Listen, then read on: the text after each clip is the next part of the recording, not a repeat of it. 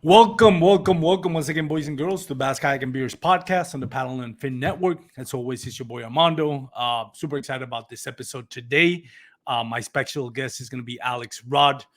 If you don't know who Alex Rod is, you must have not been kayak fishing alone for long. But no, he's a great dude. You definitely one of my favorite content creators. First of all, because I feel like Alex Rod is one of those content creators that really grows organically. Like the content that he brings is organic. It's not heavy on clickbaits or anything like that. He's very responsible with his social media and content creation. And I love having people like that come up to the podcast because you look forward to listening to how they got to where they got, going, I guess, the road less traveled, if you want to call it that way, the hard road to getting to building a brand.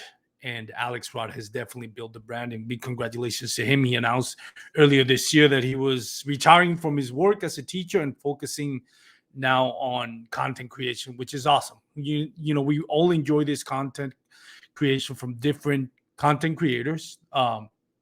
And it's great when they're able to make a living out of it, so we can enjoy most of it. We can learn from it. We can live kind of like our experience through their eyes in some ways, and kind of like try to replicate it where we're on the water and stuff like that. So it's great to see that the kayak fishing community and the bass fishing community is growing, and to a point where people can actually make a living out of it. So that's pretty cool. Other than that, before we bring Alex Rod in, just kind of talk about my week. I went fishing to a lake that I've never fished before. I kind of don't want to mention this, but I will, because I'm always very transparent, very honest about what I do. I had what I thought was going to be a killer video for YouTube. I went to a lake that I'd never fished before. Somebody told me, like, you got to go to this lake, man. You really have to go. I can't understand why you haven't gone. It's a lake that's 2 hours from here. And before I went, they told me, like, dude, there's some areas where it says keep out, but that was because there was a parent plant there before that's decommissioned. It's no longer existent. That's the word I'm looking for. So you can still fish in those areas, just keep out. So, great, I did. It was amazing. It was amazing. Then it dawned on me, there was like, there's a lot of boats here, but none of them are where I am. So when I got out, I had this feeling. It's like, man, I don't know. Let me ask the game warden at the entrance, and I told him, and I was very upfront about it. It's like, hey, listen, man, I came here, had a great time. There's some areas where it was just like literally I was calling my shot, grabbing big bass. Somebody told me it was okay to fish there, but before I start editing and putting content out there, I just want to make sure. And he said no. He says yes and no. Yes, the power plant is decommissioned, but no, you cannot still fish in there. If we would have seen you there, we would have given you an $800 fine. And I was like, well, I'm glad you didn't see me there.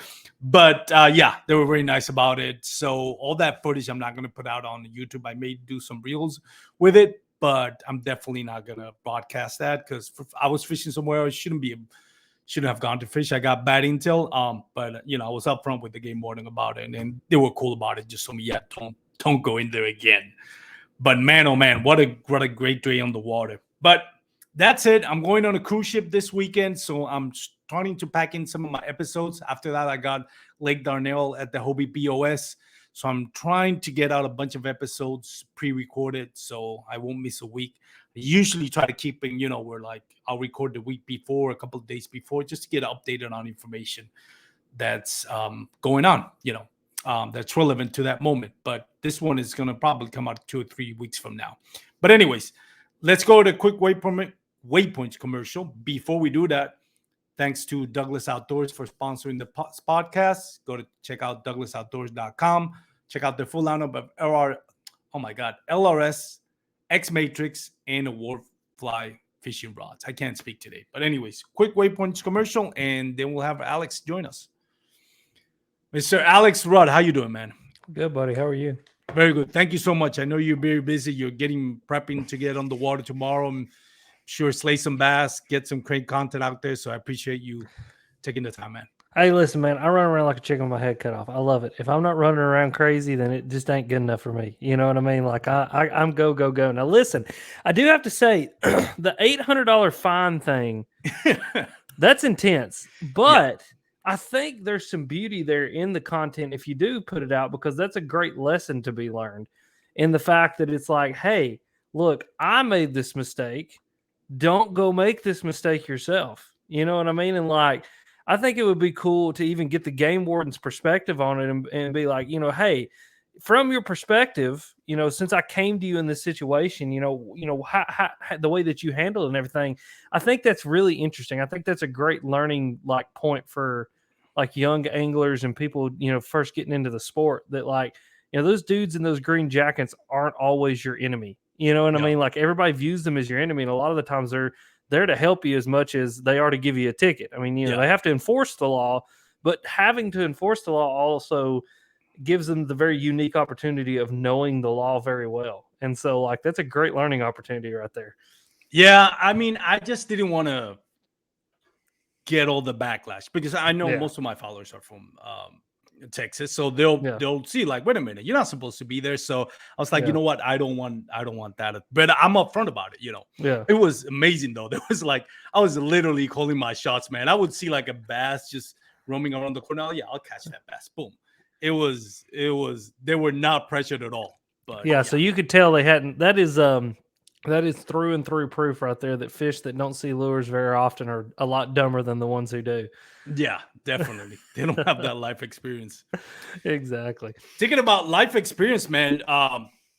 First of all, congratulations. I know a few months ago you mentioned that you retired from your work as a teacher. You're a full-time content creator. Is that the term you'll feel more comfortable? Sure. I have no idea.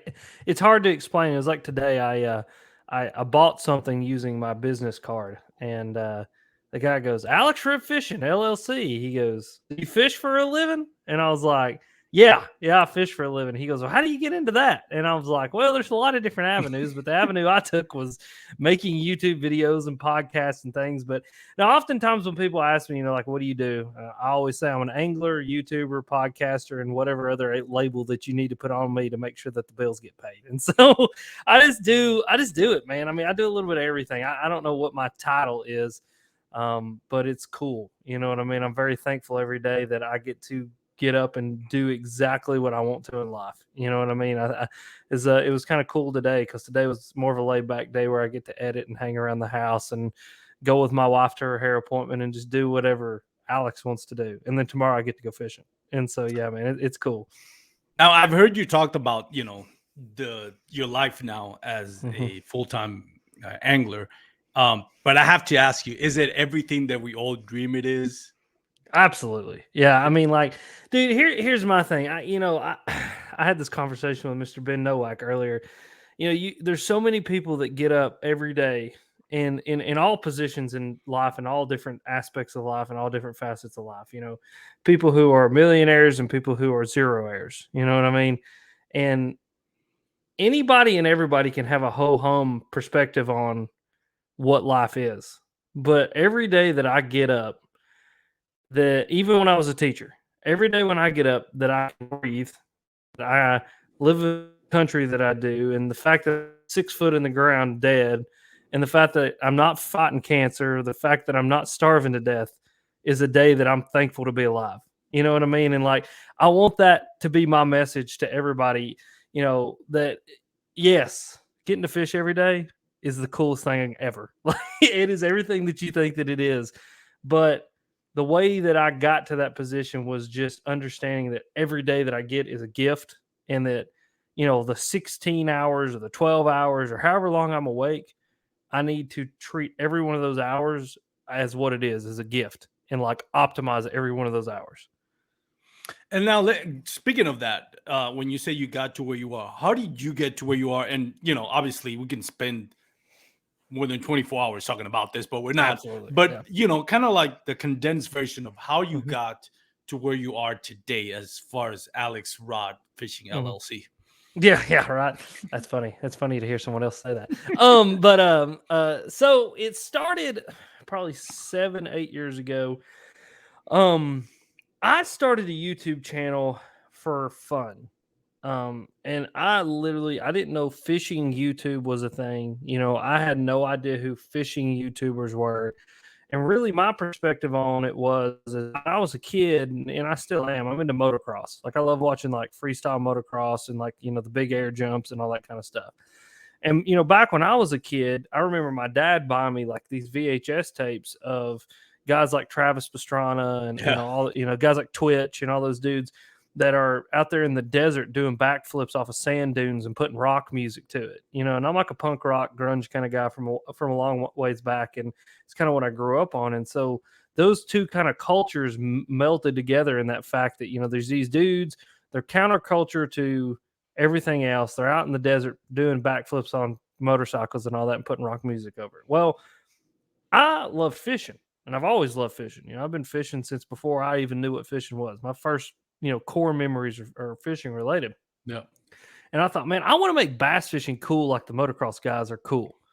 And so I just started putting these videos together of like these hook set montages and boat flipping fish and running down the lake to rock music and putting it on YouTube. You know, and this was back when, dude, I didn't know you could monetize a YouTube channel. I didn't know that, you know, you couldn't use that kind of music, whatever. I was just putting it out there and enjoying myself. And, you know, it started to gain a little bit of traction. You know, that when YouTube was still really easy to grow on, you could put about anything out there and find an audience. And, you know, it was one of those deals. It's like I kept uploading these videos and I was like gaining more. And it's like all of a sudden I had 1,000 subscribers. And I was like, what is this? You know, and I'm like, this is a thing. And then these companies started reaching out to me. And like these people were like, hey, we want to give you free fishing stuff. And I'm like, why do you want to give me free fishing stuff? You know, and it's just like, I just don't even understand this. And they're like, well, you're making YouTube videos, and, you know, we want people that watch your videos to see our products. And it was at that moment that my perspective started to shift a little bit. Oh, money made here. There's an opportunity here to take this thing that I love to do and turn it into something more than just a hobby or, you know, an outlet. And, you know, a lot of times when I say that, people are like, oh, so you're in it for the money. No. I think what you got to understand is if I was in this for the money, I should have quit a long time ago. I mean, it's not been until just the past, you know, year and a half to 2 years that it's actually turned into a profitable business. And we'll get into that here in just a minute. But I just started building. You know, I started to build the content. I started to build, you know, my skills as a content creator. I started to build that confidence behind the camera. I started to just build and build and build. And just like a band that forms, you know, the first times that they play together, they're absolutely terrible.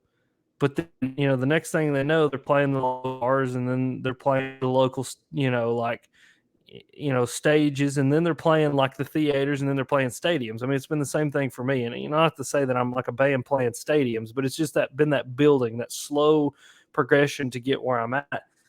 And all that, I have created relationships and built relationships and got to know the right people and shook a lot of hands and been very nice to everybody that I've ever met. And, you know, I'm sure I've hurt some feelings along the way, but for the most part, just tried to be a positive, happy person with everybody that I interacted with.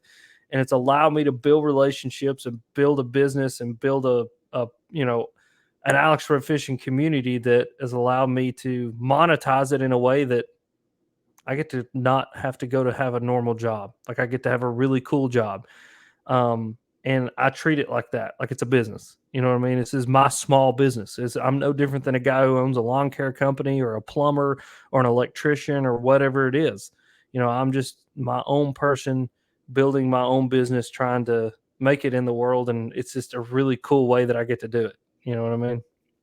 No, and you obviously done it. And first of all, about being nice and respectful to everybody, I can attest to that. And kind of experience that I want to share with my listeners. I went to ICAST for the first time. So I was like you said, chicken running without a head, you know, kind of like figuring out. I didn't want to be, you know, intrusive to anybody. But I didn't, you know, you're always kind of self-conscious. Like, I don't want to be that idiot where everybody's like, this guy doesn't know what he's doing. And I was like, man, what do I do? What do I record? I didn't really have a game plan. And I was like, I really want to do a video on the slobber knockers. And you obviously probably saw me this, like, this was me, I don't know, first time in ICAST. This guy's completely lost. You came up to me, put your hand on my shoulder, and said, "Hey man, you want to record you need any help? You want to record a video?" And I was like, this relief. I'm like, yes, I would actually love to record a video with Alex Rod and talk about something that I know he's really good at. So I was like giddy about it. And you know, this is coming from somebody that once you saw me, there's like, yeah, it's not like, well, I'm gonna help Armando because I want to get on his podcast. You didn't even know I had a podcast. You were just like, I see this guy kind of like trying to do something that I think I was like 5-10 years ago. Let me lend him a hand. That's the way I saw it. Maybe it wasn't. Maybe you saw it differently, but I mean, it's just one of those things, man. It's like we're all climbing the ladder. Why would I ever push somebody down off the ladder or try to climb over them? You know what I mean? Like, let's help each other climb up the ladder. You know what I mean? And it is that, man. I mean, dude, I don't know, dude. Like, I try to tell people all the time, like, and I know it comes across, and hopefully it does come across. Like, the Alex Rod that you see here is the Alex Rod that you're going to meet in real life. Like, if you ever meet me, like, understand, number one, I am just a dude who likes fishing. Like, I am not cool. I am not like, you know, I'm not like Aaron Rodgers or like that. Like, I am just a dude, you know what I mean? And I love it. And so, like, I don't want to be viewed as, I don't even like calling the people who watch my videos fans. They're just supporters. You know what I mean? Like I don't want people to think as me as like a superstar and they're a fan, or like I'm a professional and they're not. No, I'm the same as anybody else. I just did a bunch of stuff that I had to do to be able to do this. You know what I mean? Yeah, and total respect to you. Now, I wanted to ask you something because you mentioned it. You know, you started videos and then people started approaching you for like, hey, I'll give you free products. And then that turned into actually making money and all that. What advice do you have to people that are like maybe starting off a YouTube channel or any content creation? You know, nowadays there's not just YouTube, you got Instagram, you got TikTok, and people can grow. You know, it feels like every content creator has this umbrella with everything revolves on. Like in your case, I feel like, and you can correct me if I'm wrong, like you're a YouTube content creator and that everything goes beyond, you know, downwards from that, in the sense that from that you have, you know, your TikTok, you have your Instagram and other social media, but basically your main selling point, I would say, and again, correct me if I'm wrong, was like you're a content creator, you use YouTube as your main vessel to promote yourself and promote your content out there. I know a lot of people are more like, well, Instagram and TikTok are kind of ruining YouTube in a sense. So they're more like, you know, focusing on their Instagram accounts and their TikTok's account, regardless of what social media they use. I'm sure a lot of them will be like, okay, well, how do I shortcut this 17 years that Alex Rod took to get to where he is and turn it into a week from now? And there's really no way to do it that way, right? No, yeah. So to answer the first part of your question, you know, YouTube used to. Okay, so YouTube is still my main focus, right? Like that's where I put, to me, it's like where I'm putting my most of my effort into.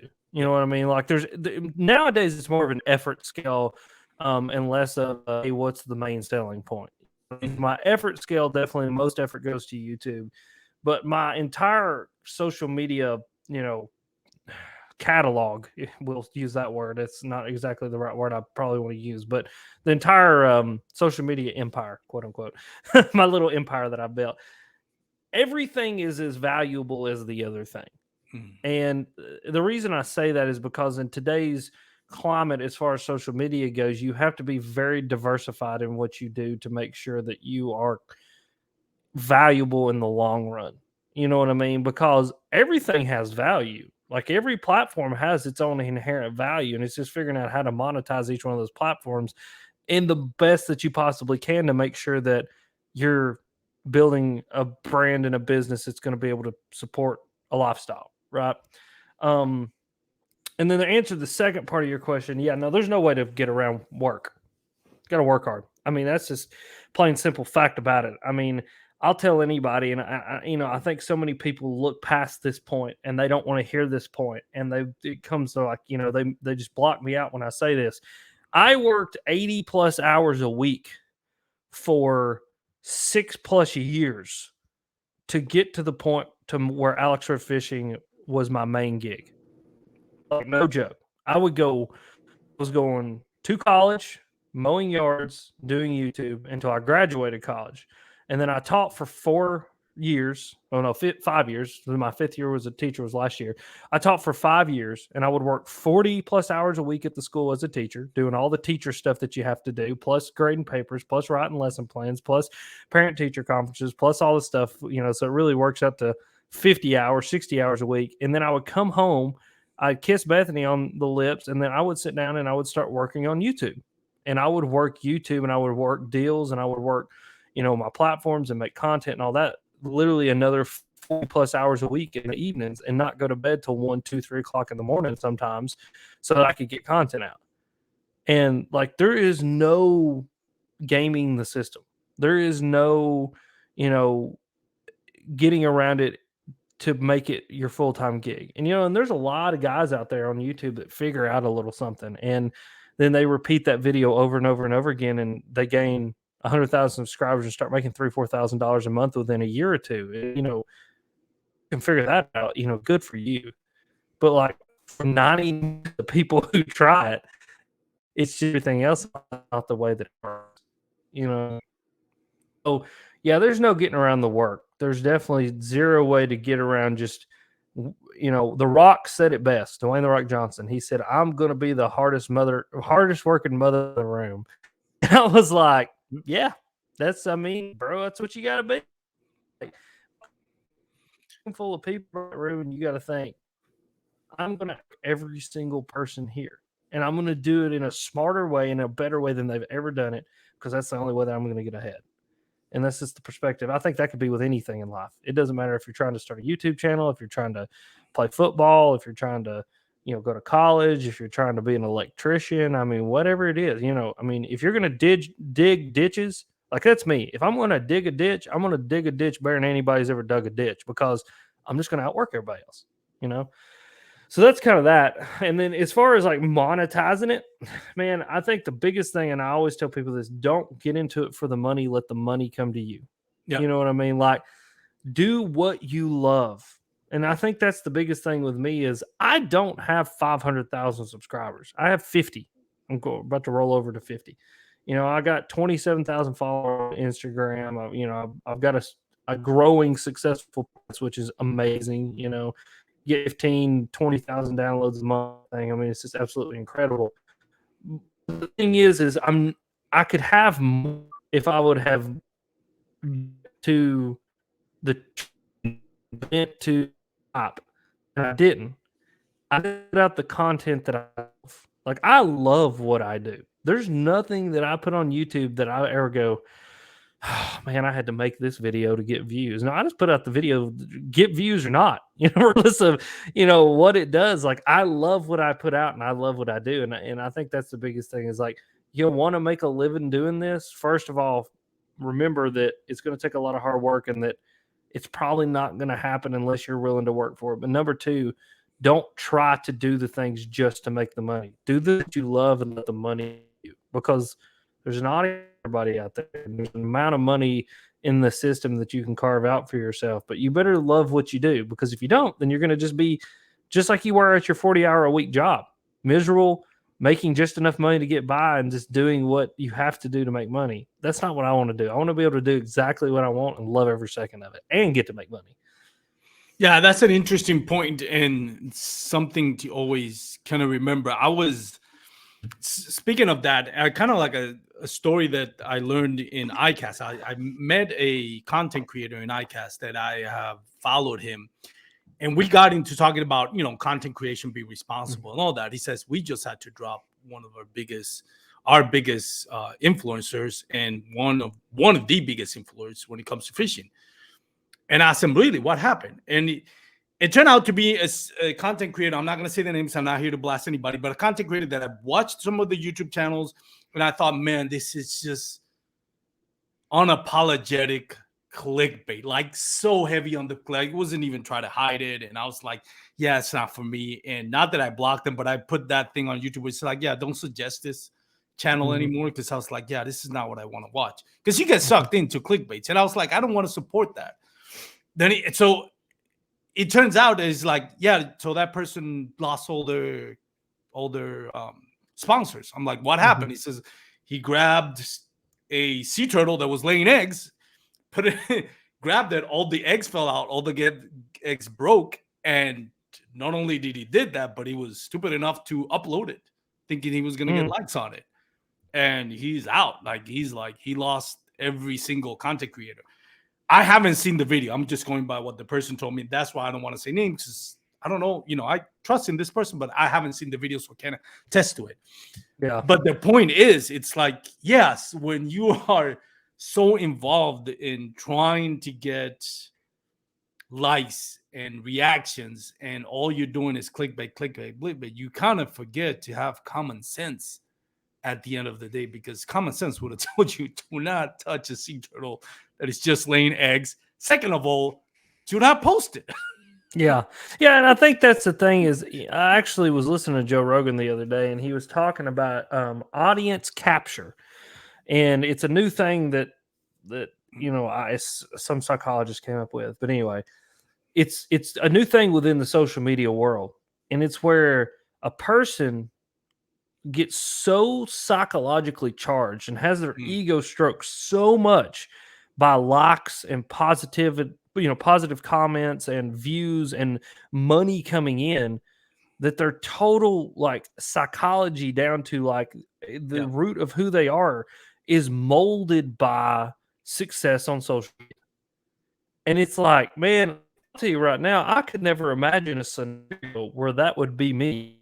Like, I love what I do, but I'm not going to let a little number on a screen dictate my emotional stability within day-to-day life. Like, that is not even in any aspect. Like, and I'm not going to let it affect me to the point where I'm willing to break a law or to bend a rule or to cheat or to steal. Like, no way am I going to do that. Like, it's just not the human being that I am. And that comes from a lot of life experience. You know what I mean? Like, I have been very fortunate in life to have, in the things that I've done, been to a third world country and seen people literally starving to death. I worked in a hospital where I watched people die.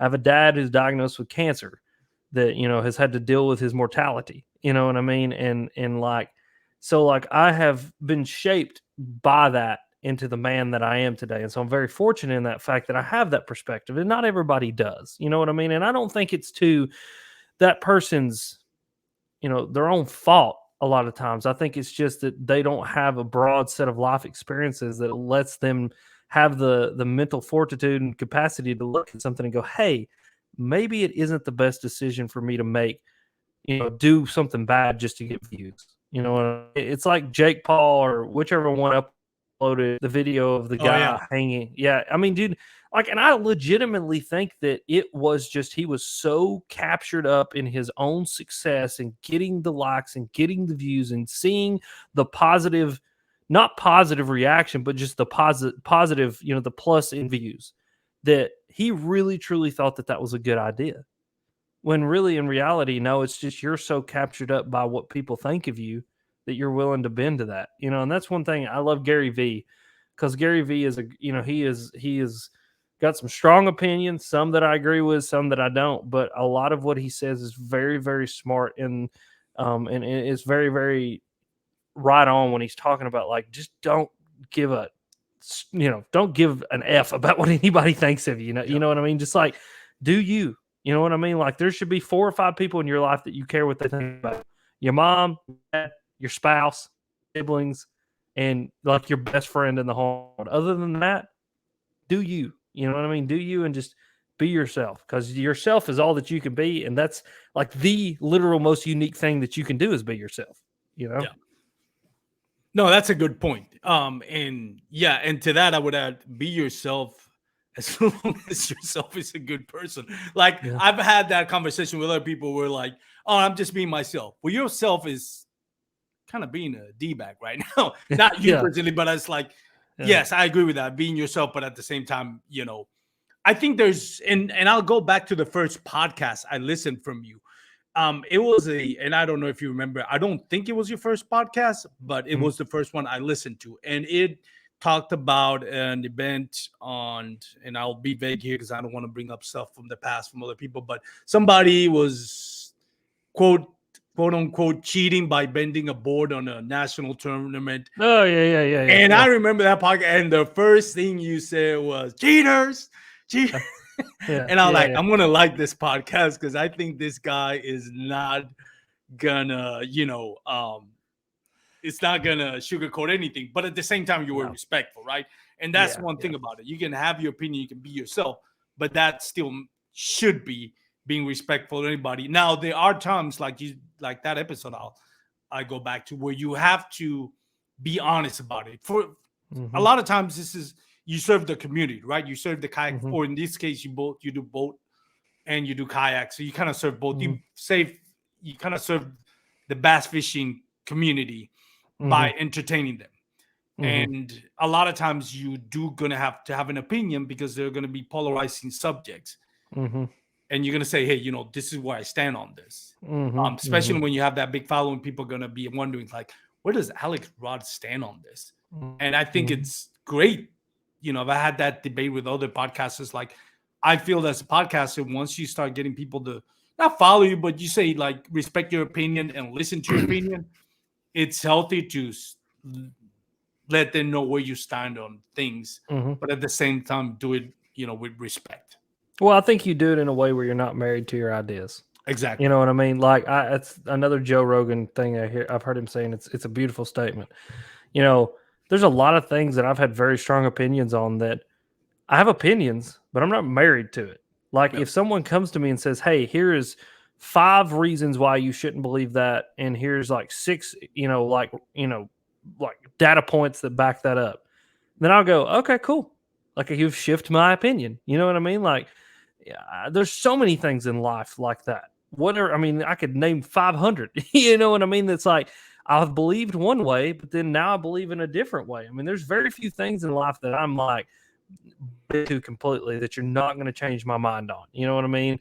But everything else, man, is really up for debate with me because I'm not married to an opinion. And I think when people get married to their opinions is when we can't have conversations about things. You know what I mean? Like I love a good debate. Like I have, on my podcast is a great example where we will debate, me and Ben and Bailey and people I have on. Like I will push back, they will push back against me, and I want that because that's how you become an intelligent human being. Like when someone challenges your ideas or you say something that may not be the smartest thing in the world, and they go, whoa, like that was kind of stupid, and here's why, dude. That's where you grow as a person. You know what I mean?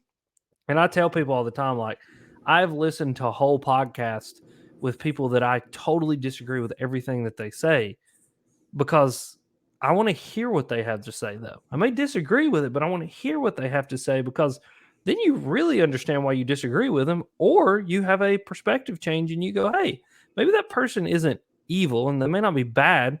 This may be just not my set of opinions or the most intelligent person in the world, but they're not evil. They're not bad. They're just another human having a human life experience like I am. You know what I mean? So I think that's where you get that, man. I think you get, cheating is cheating. I don't like cheating. You know what I mean? I think people who cheat should be kicked out. Just plain simple done. But like all at the same time, I get where everybody's perspectives are coming from on maybe that specific topic or whatever other topic you can think of. You know what I mean?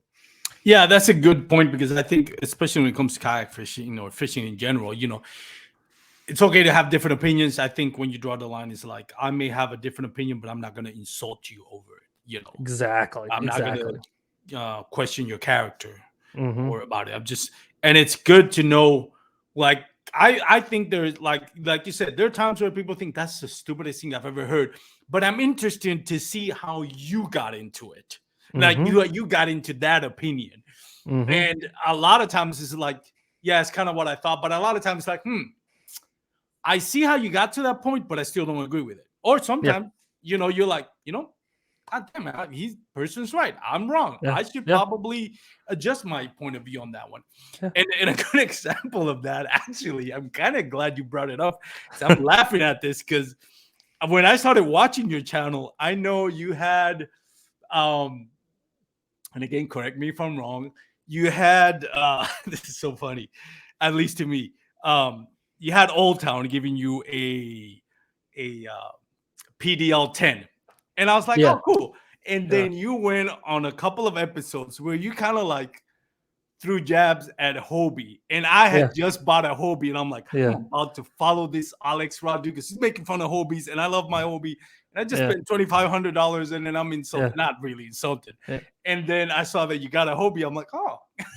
Yeah. Oh, yeah. I mean, dude, let me tell you something. I will still say to this day, Hobies are extremely overpriced. They're way Yes. too dang gun heavy, but like the layout of that kayak is genius. Like it's just genius, and it may not be for everybody. I mean, dude, it's a $5,000 kayak. It's stupid. Like I am about to go out there, after this podcast is over, and load up a $5,000 piece of plastic. That sounds so stupid when I say it out loud. It's just ridiculous. But yeah, no, that's funny, dude. Yeah, I think so many people too, like they jump to the conclusion of like, I am not a big fan of professional fishing.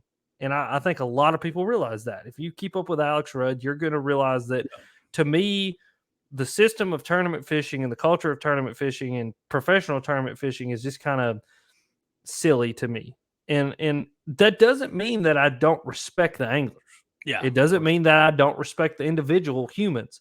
Like I love Wayne Evers. That man is one of the nicest one of the nicest guys on planet Earth. I mean, he led me to his house and let me spend 3 days with him, and we went and made content. But I just think the system of tournament fishing is silly. For many reasons, I've been into that path so many freaking times, it's not even funny. But it's just like, that doesn't mean that I hate you or I hate lifestyle, or I don't think that you should. It's just an opinion I have. Feel free to make it your own. Don't disagree with me. Just go, I don't agree with Alex Rudd, but it's still cool because like he's still into bass fishing like I am, and he's still, like loves fishing and wants to, keep fishing around for everybody. But it's just he doesn't like this one thing or doesn't agree with me on this one perspective. You know what I mean? Like Joe Rogan, I listen to a lot of Joe Rogan, if you can't tell, or the Meat Eater Boys. Like I listen to a lot of Meat Eaters. This is my two favorite podcasts. I love that one. But like, there's things that they say, I go, that's stupid. Like that's ridiculous. But it doesn't mean I'm not going to listen to Joe Rogan. It doesn't mean that I hate him. It doesn't mean that he's wrong. It just means that we have two differing opinions and we're two totally human beings, and it's okay. You know what I mean? Like, dude, if the world, I really believe if we had more of that, we'd have a lot less problems. Oh no, I totally agree. It's just like understanding, like you view it that way, I view it this way. That's why you view it that way. I get it. Still don't agree with it. I view it this way. This is why I view it, and we're gonna still be friends and all that. I don't like it when a lot of like people say like, well, this content creator, like he wouldn't last on the tournament. I'm like, I never heard him say that he was, not talking about you, but other content creators was like, never heard him say he's gonna beat Paul Nick or G-Man or Seth Fielder. I've never heard him say that on his YouTube channel.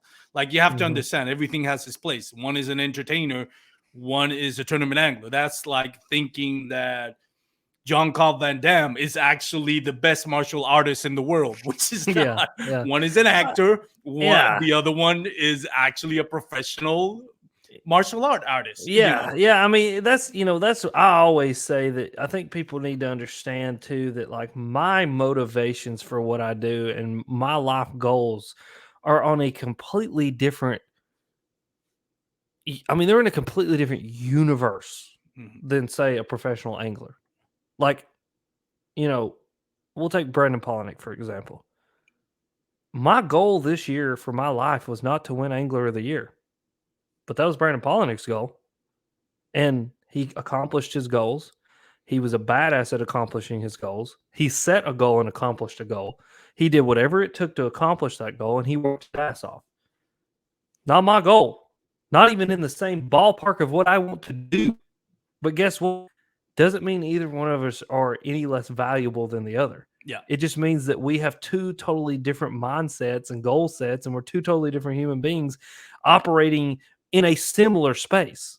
You know what I mean? Like, we're both within the fishing industry, but what Brandon wants to do and what I want to do are two totally different things. And that's okay. Like, I love that Brandon Polinick just won Angler of the Year, and that Yes, he is a congratulations there. successful tournament angler, and that Brandon is doing what he's doing, because, dude, that's amazing. It's like, but I also love, let's take, I don't know, what content creator I watch. There's a guy named Syntax77. He's this awesome content creator. I'm also glad that guy gets to do what he does and has accomplished all his goals this year and hit all his milestones. And but he's operating in a completely different space, a completely different realm of existence. Like, we're not even, it's hard for me, this is a great example. It's hard to compare the crew chief of a NASCAR race team to the NASCAR racer himself. You know what I mean?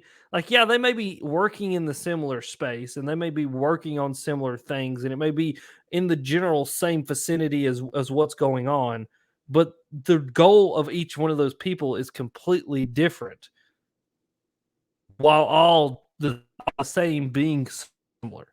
I mean, and so to say content creator versus pro, or to say this person versus whatever, I mean, we're just in a very unique space where professionals get the spotlight on a lot of what we do. And so that's where a lot of the tension goes. That's where everybody's going to compare to a benchmark of having a shirt with stickers on it. You know what I mean? Or having a number of wins or trophies. That's fine. But what you got to understand is, like, the space in which I work, that's not what I gauge success on. I gauge success on my ability to create good content and my ability for an audience, but also just my happiness and my success in life. That's what I worry about. You know what I mean? And it's just, that's funny though. It's funny. Like, I guess I've said it in the past, but I've never kind of put it out there like that. That it's just like, man, you need to understand, like, we operate in just two totally different worlds. It's like, hats, yeah, it's different hats, it's different heads, it's different everything. Like, the whole body of the system is different. You know what I mean? It's just, but it's just, I think both of us are valuable in what we do. It's just we have different value in different ways. You know what I mean? Different things you want to get out of it too. I do have to kind of check you on that one, and this kind of like proves that I do follow Alex Rod Fishing, and I do a fan. I remember earlier this year you said your goal was to win Angler of the Year. So that was the goal of you. That was a goal. That was a goal for sure. Yeah, in my little you put it out there. I did. That was put out there. That's pretty funny. I did not, but that's fallen to the side. Yeah, no, I did pretty good. I think I ended up it's like middle of the pack. Like, I was kind of middle of the pack all year. That was kind of like my whole kayak tournament season in the little kayak club that I fish in.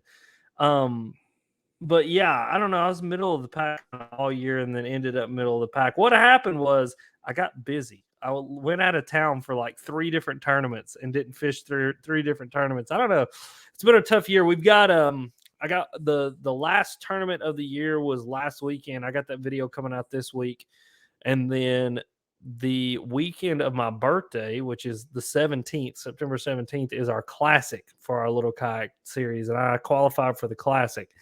And it is on a very, very tough lake. And so we're gonna see what happens with that one. I mean, it'd be pretty cool to win it on my birthday. But all at the same time, the lake that we're fishing on is gonna be a tough one. So it's gonna be interesting.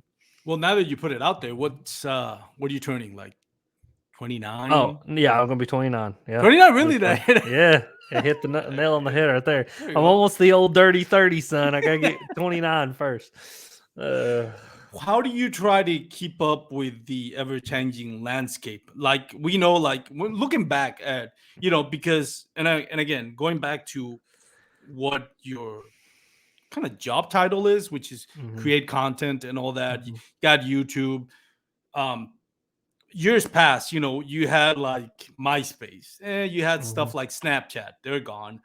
Vines, which is, remember Vines, which is like 6-second videos, and now that actually is coming reincarnated. Facebook used to be not the only thing, but the major player out there in social media. That's kind of like taking a backseat to other things. Oh, they're coming back though. Yeah, they are coming back. They're coming back. Yeah, but you know that it's a never changing landscape. Like, Yeah. do you worry about it? And what do you try to do to kind of like keep up and anticipate what's coming next so you can kind of get ahead of the 8 ball and keep yourself, your content relevant in that aspect? Yeah. I think, like what I said earlier, diversify content, man. I'm on every platform. I'm out there doing a little bit of everything on everything. I try to touch every aspect of social media. I've got YouTube, podcasts, TikTok, Instagram, Facebook, Twitch account. I've spread, things not so much and other things. You know what I mean? Like, I have 100,000 on TikTok. Crazy. Freaking platform's nuts. Doesn't make any sense. And so the biggest thing is try to diversify. The big thing is, I'll be totally honest, I don't watch fishing YouTube. I don't watch YouTube a lot at all. And if I do watch YouTube, I'm either watching how to become a better content creator in every aspect that is content creation, and or I am trying to look outside the fishing industry and as what kind of the outside of our industry doing and try to apply some of those to the fishing industry while also trying to build out something, the other avenue for me. One thing that a lot of my viewers and everybody else that consumes my content is going to see is I'm going to start diversifying what I do. And that doesn't mean that I'm going to like buy chickens and start a farm. I have chickens. But, You're not going to go the flare route? No, yeah. I love flare, but I'm not going to buy chickens and llamas. I do have chickens. Chickens are pretty cool. Really good pets.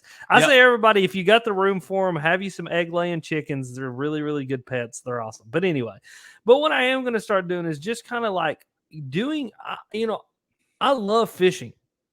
I love fishing, but I also just love being outdoors. And there's so many aspects of the kayaking experience and the kayak fishing experience that can be expanded upon that I'm going to expand into. And I'm going to start catching different kinds of fish. I'm going to start going to different kinds of places. I'm going to start doing different kinds of things that aren't just primary fishing. And I think that's the way that you do it. I think, Gary Vee, again, to go back to him, because he's somebody that I consume a lot of his content because he's very smart, and I've always said, it's not what you know, it's who you know.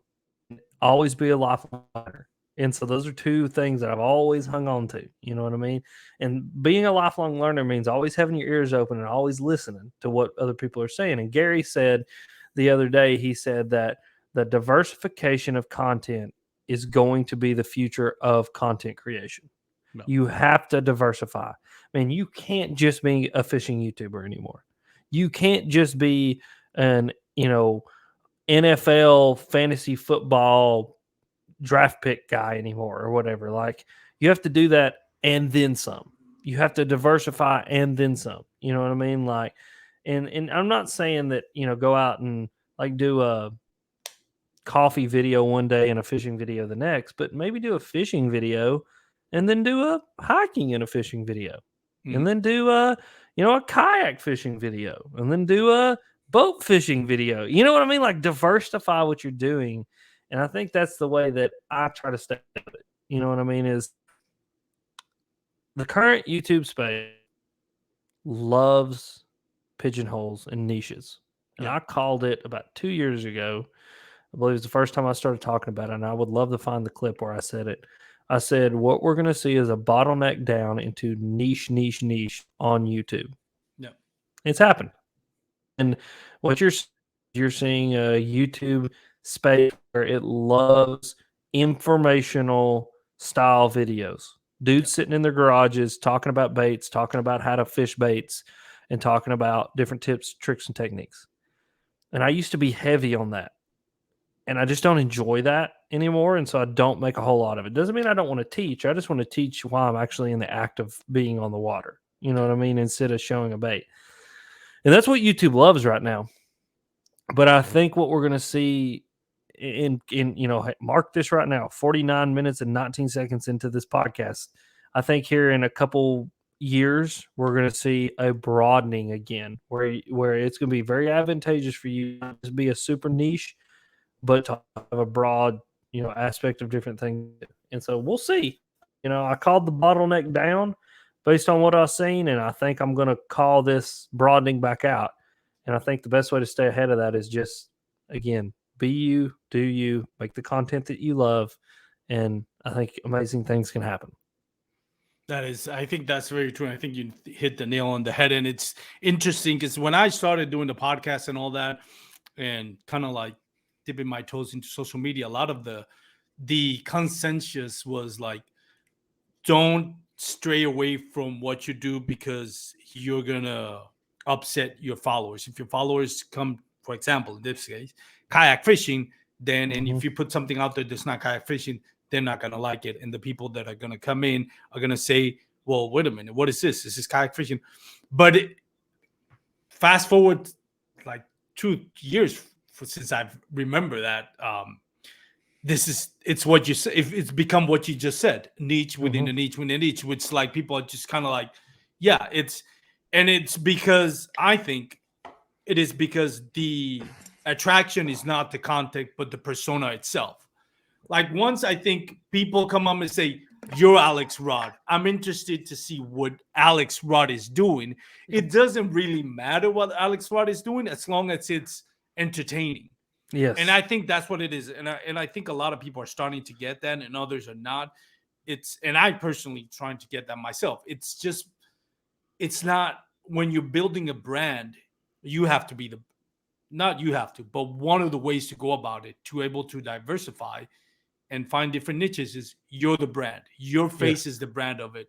And people are interested in what you're doing, not necessarily this aspect of what you're doing. Exactly, and I think a lot of people get caught up again in that audience cap. You know what I mean? Not only is reflected, but also, YouTube is a space where people can put their opinions out there, good, bad, indifferent, or ugly. Yeah. Their opinions out there, and I am of the camp of don't read the comments. You know what I mean? I read comments and I respond to comments, but if it's negative, I just delete it straight up. Like, I don't do negativity. I don't do negative comments. I've responded to some in the past, and there's probably some dude out there right now, keyboard warrior, be like, well, you said some stupid smart ass shit to me one time. Yeah, well, maybe I probably did. But that was before I had a realization that I need to get my ego out of the way and realize that most people sitting behind a screen and typing stupid stuff on a computer are probably in their mom's basement or just a special kind of stupid human. Like, they're a weird kind of human. Like, they just are. I'm of the camp. I don't comment on anything. I've never commented on anything on the internet if it's not somebody I don't personally know. Yeah. Like, ever if I made a comment like that. You know what I mean? And I'm sure somebody will go dig one up somewhere. But, like, it's just don't respond to the comments. Don't look at the comments, because there's always going to be, like, a camp of people, a tribe of people, like 4 or 5 people that go, well, you need to fish more and quit, kayak camping. Well, the consensus is that this video's got 10,000 views and 500 likes, and everybody except for maybe 4 people doesn't like it. Those 4 people shouldn't dictate your entire opinion on what you do, because you're right. Because when you build a brand around yourself, people want to hear what you got going on. And if 4 or 5 people don't like it, well, then that's their own problem. And guess what?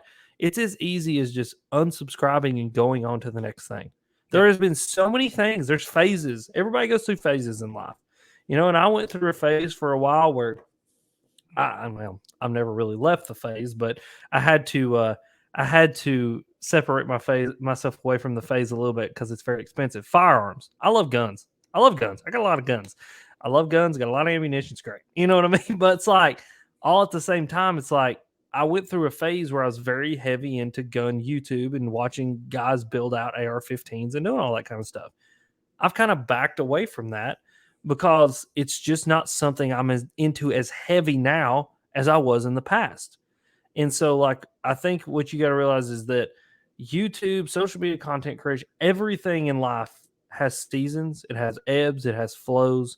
And when you kind of start to understand that viewers are the same, that there's going to be viewers who are really into fishing for a while, and then they're just not. Or there's going to be viewers who love every single thing that you do because they just like you. And it's just the way that it is. And, good comments, bad comments, indifferent comments. Just don't invest in a lot in the comments. Comments will get you in trouble every single time. Now, I do Yep. read through them. I try to heart every comment or give some sort of reply, if it's a question or something like that. But every comment gets a heart. Try to. You know what I mean? I think that just goes, hey, I see what you're saying here, that you're here. But do negativity with me, I just don't even do it. Just delete it and go on. You know what I mean? And again, something I can attest to. I remember one of your videos you did. You were on a boat. This is the first video I saw from YouTube, not your podcast, but YouTube. You were fishing with Jin Jensen, somebody else I can't remember, and you caught a fish on a lipless crankbait. You were going on grass, and then you got hung up. You twisted, and you got a bite. And I remember I was kind of learning stills using lipless crankbait, and I remember pulling that question or posting that question, I should say, on YouTube. So like, hey Alex, I noticed you got a bite when you kind of like ripped it out of the grass. Do you think that bite was because of that? Because of that, did the bass see that? And you like, I'm not gonna say immediately, but within like, I don't know, and it doesn't matter. You could have waited if you could have seen that comment, that question 30 days later and still answered. But the point about it is I felt good with that because you saw this like, oh, this guy who you don't know. Again, you probably remember that video. That was like what, 4 or 5 years ago, maybe less. Like yeah. And you posted to see like, yes, I did this, and you kind of broke it down for me how you got that bite. So I appreciate that. And ever since, it's still human interactions where you have with people that kind of goes a long way. Because it's one of those things where, like, to me, it's like, oh, the positive experience. I had a question. He took the time to answer, even though there's thousands of comments. And now I got more information. And guess what? And everybody asks me, yeah, how do you learn fishing? I'll say, I saw Alex Rod fishing. I learned that you can, if you, using a lipless crankbait, this can get you a bite. Yeah. So it kind of goes far beyond the numbers. We get caught up in numbers a lot of times, but that's just human interactions. You can't really quantify it. It's just the way it is. Alex, I've had you for over an hour almost, so, and I appreciate your time. I want to be conscious. I know you're going out on the water. You stopped what you were doing, loading your kayak to get on the podcast. You're good, man. I love it. I appreciate it. I do wanted to give you a couple of minutes to, shout out anybody you want to give a shout out that has made your life or your fishing life a lot easier. So go ahead. Yeah, no, number one's going to be my wife. She's been my supporter since the very beginning. If it wasn't for Bethany Rudd, I would not be where I'm at. I mean, it's, people ask me, they're like, how do you manage everything that you do? And I was like, because my support system is concrete as concrete can get. It's concrete with iron rods in it. You know what I mean? And Bethany she's my agent. She's my financier. She's my, she's my CPA. She's my everything. You know what I mean? And she keeps the Alex Rod fishing world going. And then, obviously my parents as well. If it wasn't for mom and dad's, just believing in, some people, when you say, hey, I want a professional content creator, it's like, yeah, you're crazy, and it's like, my dad taught me how to fish, and then he also just like supported me in everything that I do. And he's somebody that I call every single day and have a conversation with, you know what I mean? And so those are the most important people to me, and then obviously sponsors. I got a lot of awesome sponsors that pay me a lot of money to talk about fishing and go fishing, and that's really, really cool. You know what I mean? And so Pure Fishing, NAFCO, Monster Bass, X2 Power, First Choice Insurance, all those people are just amazing people. And anybody else that's ever supported Alex Rudd, I thank you. I mean, there's good leaving, there's been leaving of companies at the same time.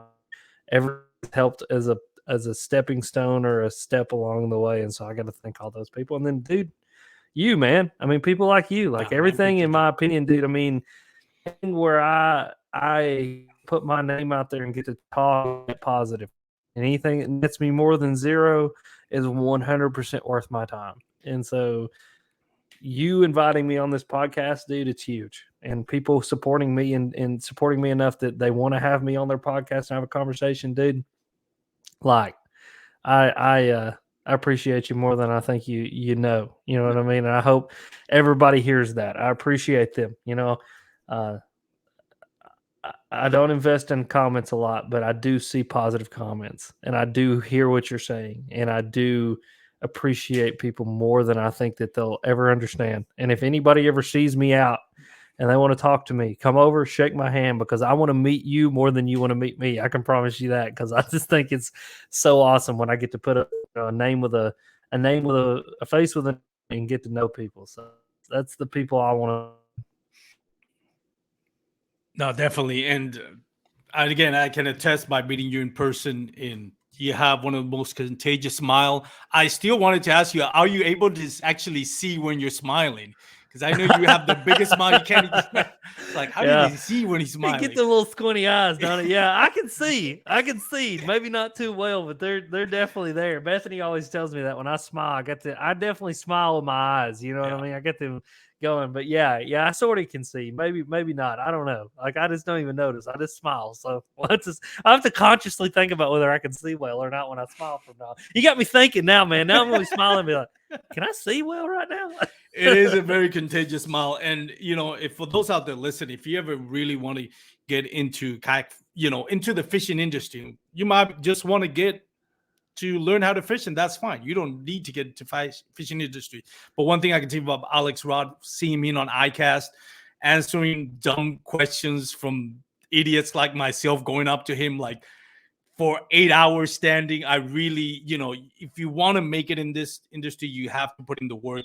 I saw Alex just 10 hours just standing, answering all kinds of questions, and putting up a smile, even though his feet and his knees are probably killing him. So that is a testament to your hard work. And if anybody's interested in making it on the fishing industry, keep in mind you have to put in the work, just like Alex Rod has done. So big props to you, man. You've earned every single step of it.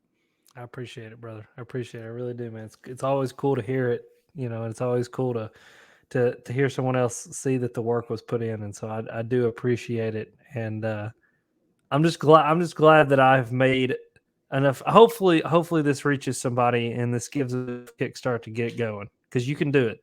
Anybody can do it.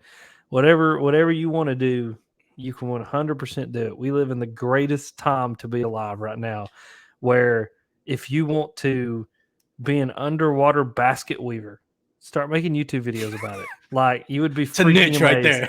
Dude, I mean, hey, I seen a guy the other day that was, and I didn't know this was a thing, and he was into Legos, and he built Lego sets. And the dude had 1 million subscribers, was getting like 300,000 views a video building Lego sets. And man, that guy was so happy. You could tell he was so jazzed. There was another dude doing Pokemon cards. Like, bro, the guy was so happy to be unboxing Pokemon cards, and he's blowing me out of the water in views and subscribers. It's like, dude, anything that anybody wants to do, like, please go do it. Just go. And if you want a recipe for it, and I'll give you this to you, Alex. If you ever short on views on, you can do, and I'm not ashamed to say it, but I kind of am. You can go down the rabbit hole on TikTok and see people pull ingrown toenails. Oh yeah. Oh yeah. I love that rabbit hole, bro. That is intense too. I got going down that rabbit hole one day, and it was one, like, I finally had gone through like 6 or 7 of them, and like the 7th one was the most grody, like intense, like ingrown toenail that I've ever seen. And like, dude, I used to work at a hospital. I used to be part of the code team. So like, when people would start dying, I was there doing compression. So I've seen blood, guts, everything else that you can imagine. You know what I mean? Dude, this ingrown toenail was so bad. They're killing it. I had to get off. I was like, oh my God, like, that is terrible. But no, yeah, that's for real. Like, look at Dr. Pimple Popper. She started as a YouTube content creator. Now she has a show on TLC. Like, guys, whatever you're into, guys, gals, whatever it is, if you're into it, go make YouTube videos about it. You can do what I do. It takes a lot of hard work, but you can do what I do. And it's just, go do it. It's fun. If you can stomach it, you can do it. That's right. That's right. We'll leave you with that, folks. If you made it this far to the show, and I hope you did, because you really enjoyed it. go check out our sponsor, Douglas Rod. Go to douglasoutdoors.com. Check out their full lineup, LRS, X-Matrix, fly fishing rods. Those are the 3 favorite models that they have. If you're going to be on the water, please wear your PFDs. I know the name of my podcast is Bass, Kayak, and Beers.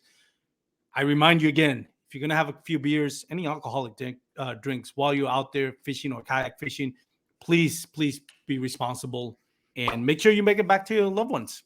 Have a good day, everyone. Absolutely. Peace out.